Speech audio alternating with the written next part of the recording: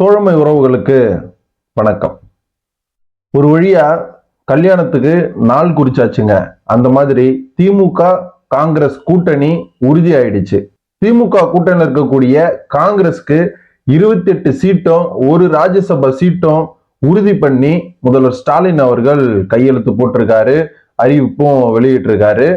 இத நிறைய காங்கிரஸ் தொண்டர்கள் வரவேற்றுட்டும் சந்தோஷப்பட்டும் இருக்காங்க. சட்டமன்ற தேர்தல் நெருங்கிட்டு வர நிலையில திமுக ரொம்ப பலம் வாய்ந்த கட்சியா இருக்கக்கூடியது அப்படின்னு சொல்லிட்டு அரசியல் விமர்சகர்கள் நிறைய பேர் பேசிக்கிட்டு வராங்க. அது மட்டும் இல்லாம மக்கள் எல்லாருக்குமே திமுக தான் மறுபடியும் ஆட்சிக்கு வரும். ஏன்னா முதல் ஸ்டாலின் அவர்கள் நிறைய இந்த மாசத்துலயும் போன மாசத்துலயும் நிறைய நலத்திட்டங்கள்லாம் கொண்டு வந்தாரு. மகளிருக்கு 5000 ரூபாய் கொடுத்தாரு. அதுக்கப்புறம் விதவை பெண்களுக்கும் முதியோருக்கும் ஒரு 2000 ரூபாய் வரவு வச்சாரு.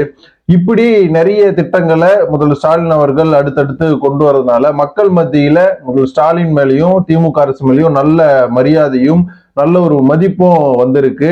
மறுபடியும் அவர் தான் ஜெயிப்பாரு அப்படிங்கிற ஒரு நம்பிக்கையும் திமுகவினரிடையும் திமுகவினர் மத்தியிலையும் மக்கள் மத்தியிலையும் உண்டு பண்ணி இருக்காங்க முதல்வர் ஸ்டாலின் அவர்கள். இப்படி இருக்கக்கூடிய சூழ்நிலையில திமுகவுல நிறைய புது கட்சிகள் எல்லாம் ஜாயின் பண்ணிக்கிட்டே இருக்காங்க.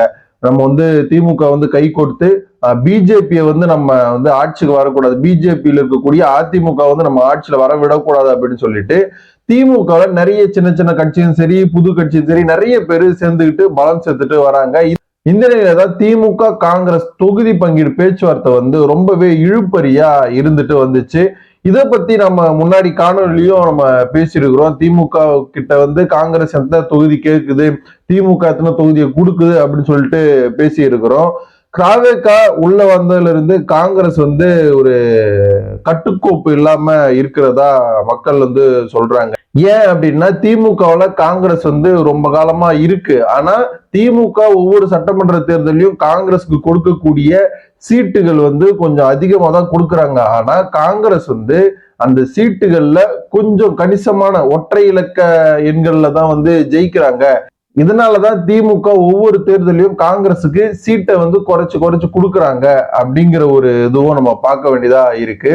இந்த நிலையில திமுக காங்கிரஸ் இந்த கூட்டணி பேச்சுவார்த்தை இந்த சீட்டு பேச்சுவார்த்தை எல்லாம் டெல்லி மேலிடத்துல இருந்து பேசப்பட்டு வந்தாங்க. இந்த நிலையில்தான் திமுக கிட்ட காங்கிரஸ் எங்களுக்கு ஆட்சியில பங்கு வேணும், அதிகாரத்திலையும் பங்கு வேணும், நாங்களும் எத்தனை நாளைக்கு தான் கூட்டணிக்கு ஆசைப்பட்டு சீட்டு இவ்வளவு சீட்டு நாங்க வாங்குறது அப்படின்னு சொல்லிட்டு நிறைய ஒரு கண்டன முழக்கங்கள் எழுப்பிட்டு வந்தாங்க. இதுலயே தமிழக காங்கிரஸ் இடையே ஒரு 2 பிளவா இருந்தாங்க காங்கிரஸ்காரங்க. நான் விஜய் கூட தான் கூட்டணி வைக்க போறோம், நாங்க திமுக கூட தான் மறுபடியும் கூட்டணி வைக்க போறோம் அப்படின்னு சொல்லிட்டு 2 பிளவா பிரிஞ்சிருந்தாங்க காங்கிரஸ்.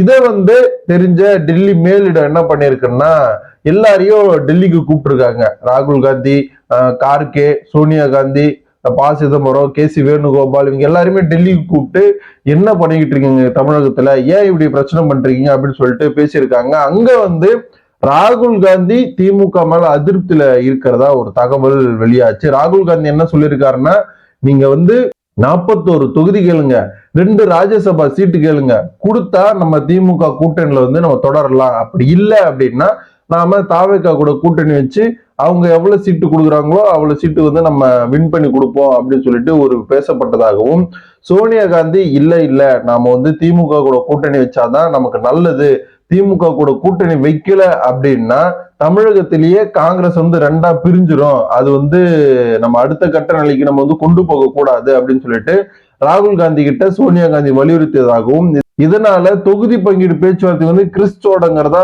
முதல்ல ஸ்டாலினை சந்திச்சு பேச்சுவார்த்தை நடத்தியிருந்தாரு. இந்த தடவை ப. சிதம்பரத்தை வச்சு திமுக கிட்ட நம்ம பேசுவோம் அப்படின்னு சொல்லிட்டு சோனியா காந்தி ப. சிதம்பரம் கிட்ட நிறைய டீடைல்ஸ் கொண்டு போயிருக்காங்க. இவ்வளவு எல்லாம் கேளுங்க, ஒரு 41 சீட்டு கேளுங்க, 2 ராஜ்யசபா சீட்டு கேளுங்க, போயிட்டு என்ன நிலவரம் அப்படின்னு சொல்லிட்டு கேட்டு எனக்கு கால் பண்ணுங்க அப்படின்னு சொல்லியிருக்காங்க. அதே மாதிரி ப. சிதம்பரம் அவர்கள் முதல்வர் ஸ்டாலின் அவர்கள்கிட்ட போயிருக்காரு. 2 பேரும் பேச்சுவார்த்தை நடத்துருங்க. இங்க பாருங்க ஐயா, 41 சீட்டும் 2 ராஜ்யசபா சீட்டும் கொடுங்க அப்படின்னு சொல்லிட்டு ப. சிதம்பரம் முதல்வர் ஸ்டாலின் கிட்ட கேட்டிருக்காங்க. ஆனா முதல்வர் ஸ்டாலின் கூட்டணியில வந்து விரிவுபடுத்தணும். நம்ம கூட்டணியில நிறைய கட்சி சேர்ந்திருக்காங்க, தேமுதிக இந்த மாதிரிலாம் ஓபிஎஸ் இவங்க நிறைய சேர்ந்திருக்காங்க. இவங்களுக்கெல்லாம் நம்ம சீட்டு கொடுக்கணும். அதனால 41 சீட்டு 2 ராஜ்யசபா சீட்டெல்லாம் ரொம்ப கஷ்டம். வேணா நான் ஒரு 25 சீட்டும் ஒரு ராஜ்யசபா சீட்டும் நான் தரேன் அப்படின்னு சொல்லியிருக்காரு.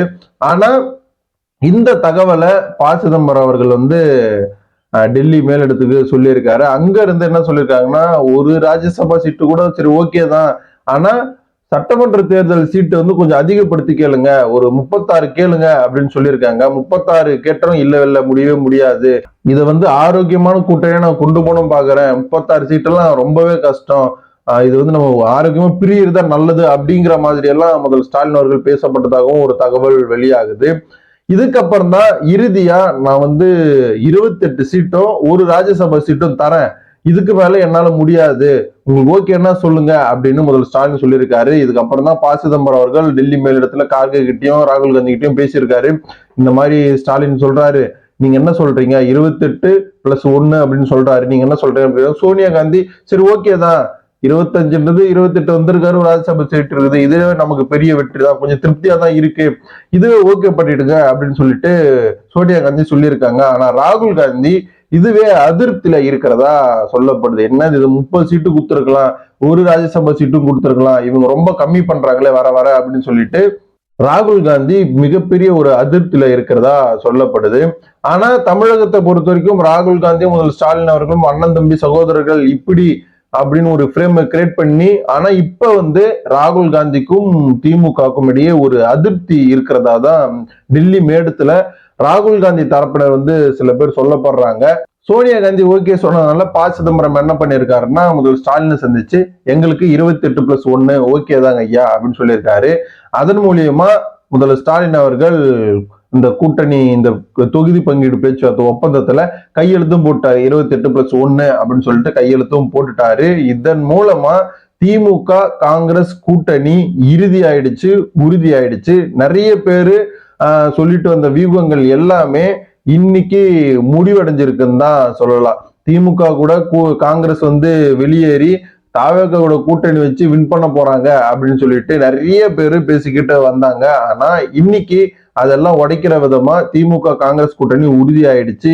ஏன்னா காங்கிரஸை எப்படி அணுகணும் அப்படின்னு சொல்லிட்டு திமுகவுக்கு தெரியுது. காங்கிரஸ் மட்டும் இல்லாம கூட்டணி கட்சிகளை எப்படி அணுகி அரவணைச்சு போகணும் அப்படின்னு சொல்லிட்டு முதல் ஸ்டாலின் அவர்கள் நல்லாவே பிளான் பண்ணி காய நகர்த்திட்டு வராரு. இன்னொரு பக்கம் அதிமுக பாஜக கூட்டணியில் இருக்கக்கூடிய கட்சிகளுக்கும் இன்னும் தொகுதி பங்கீடு பேச்சுவார்த்தை வந்து நடத்தல. எடப்பாடி பழனிசாமி டெல்லி அடிக்கடிக்கு போறாரு. ஆனா பாஜக வந்து அதிமுக எந்த தொகுதியில வின் பண்ணிருக்கோ அந்த தொகுதியில எல்லாம் நம்ம காலை வைக்கணும் அப்படின்னு சொல்லிட்டு அந்த தொகுதிகளை கேட்குது. ஒரு 80 சீட்டு கிட்ட கேட்கறதா ஒரு தகவல் வெளியாகுது. ஆனா இவ்வளவு தொகுதியில நாங்க தர முடியாது அப்படின்னு சொல்லிட்டு அதிமுக சொல்றதாகவும் ஒரு தகவல் வெளியாச்சு. இதனிடையில திமுக காங்கிரஸ் கூட்டணி உறுதியாயிடுச்சு ஒரு பக்கம் அதிமுக பிஜேபி தொகுதி பங்கீடு பேச்சுவார்த்தை வந்து நடந்துகிட்டு இருக்குது. எடப்பாடி பழனிசாமி எத்தனை தொகுதியை தரப்போறாரு, எந்தெந்த தொகுதியை தரப்போறாரு நம்ம பொறுத்திருந்து பார்ப்போம். திமுக காங்கிரஸ் இந்த கூட்டணி வந்து தமிழகத்துல எந்த அளவுக்கு ஒரு சக்சஸ்ஃபுல்லா அமையும், 28 சீட்ல சட்டமன்ற தேர்தலில் காங்கிரஸ் எத்தனை தொகுதிகளை வந்து வின் பண்ணோம், கணிசமான தொகுதிகளை வின் பண்ணி அடுத்த முறை கூட்டணியில நீடிக்குமா, இல்ல கம்மியான ஒரு தொகுதிகளை வின் பண்ணி கூட்டணியில இருந்து திமுகவே கழட்டி விட்டுருமா அப்படின்னு சொல்லிட்டு நம்ம பொறுத்துறதா பார்க்கணும்.